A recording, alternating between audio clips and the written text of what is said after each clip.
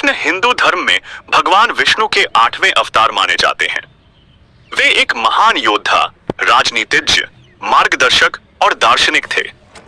उनका जीवन प्रेम, भक्ति, न्याय और धर्म की मिसाल है। महाभारत, भगवत गीता और भागवत पुराण में उनके जीवन के विभिन्न प्रसंग विस्तृत रूप से वर्णित है। श्री कृष्ण का जन्म द्वापर युग में हुआ। उनके माता पिता देवकी और वसुदेव थे और वे मथुरा के राजा उग्रसेन के पौत्र थे। उनकी माता देवकी कंस की बहन थी। एक भविष्यवाणी के अनुसार देवकी का 8वां पुत्र कंस का वध करेगा। इस भविष्यवाणी से डरकर कंस ने अपनी बहन और वसुदेव को कारागार में डाल दिया।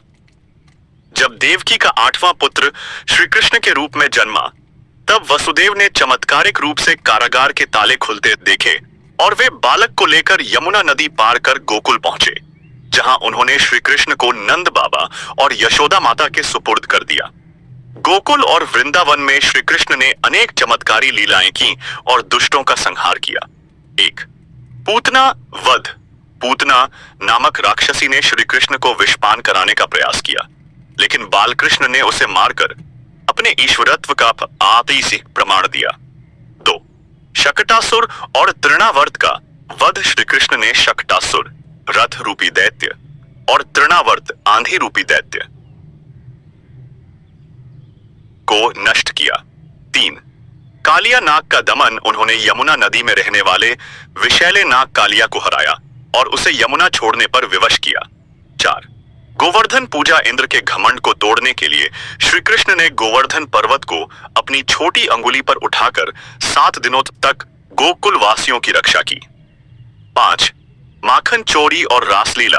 उन्होंने गोपियों संग रासलीला रचाई और अपनी भक्ति की शक्ति से सबको मोहित की। जब श्री कृष्ण युवा हुए तो कंस ने उन्हें मथुरा बुलाने के लिए अक्रूर को भेजा। मथुरा पहुंचकर उन्होंने कंस के बलशाली पहलवानों चाणूर और मुश्तिक को पराजित किया और अंत में कंस का वध कर अपने माता पिता को मुक्त कराए। मथुरा पर बार बार मगधराज जरासंध के हमले हो रहे थे। इससे बचने के लिए श्री कृष्ण ने यादवों को लेकर सौराष्ट्र उसवे गुजरात में एक नई नगरी बसाई, जिसे द्वारका कहा जाता है। यह नगर समुद्र के किनारे स्थित था और इसे विश्व का प्रथम सुव्यवस्थित नगर कहा जाता है। श्री कृष्ण ने पांडवों का साथ दिया और दुर्योधन को समझाने का प्रयास किया कि वह राज्य का उचित विभाजन करे, लेकिन जब युद्ध अवश्यंभावी हो गया तो उन्होंने अर्जुन के सारथी बनकर युद्ध क्षेत्र में उनका मार्गदर्शन किया। कुरुक्षेत्र युद्ध के दौरान अर्जुन ने मोहग्रस्त होकर युद्ध से पीछे हटने की इच्छा जताई। तब श्री कृष्ण ने भगवत गीता के माध्यम से उन्हें कर्मयोग, भक्ति योग और ज्ञान योग का ज्ञान दिया। यह उपदेश आज भी मानवता के लिए मार्गदर्शक है।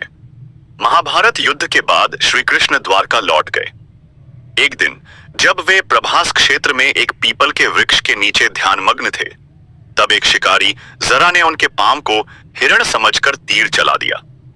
यही उनके देह त्याग का कारण बना।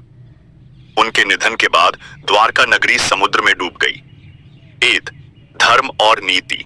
श्री कृष्ण ने धर्म और नीति का पालन करते हुए कर्मयोग का मार्ग दिखाया। 2. राजनीति और कूटनीति। उन्होंने युद्ध और शांति में सामंजस्य स्थापित करने की कला सिखाई। 3. भक्ति आंदोलन। उनकी लीलाओं ने भक्ति आंदोलन को अमैनी जन्म दिया। 4. संस्कृति और कला। भारतीय संगीत, नृत्य और साहित्य में श्री कृष्ण की कथाओं का अमिट प्रभाव है। श्री कृष्ण केवल एक देवता ही नहीं, बल्कि एक महान मार्गदर्शक, दार्शनिक और जीवन के आदर्श पुरुष थे। उनका जीवन प्रेम, भक्ति, नीति, राजनीति और ज्ञान का उत्कृष्ट संगम है।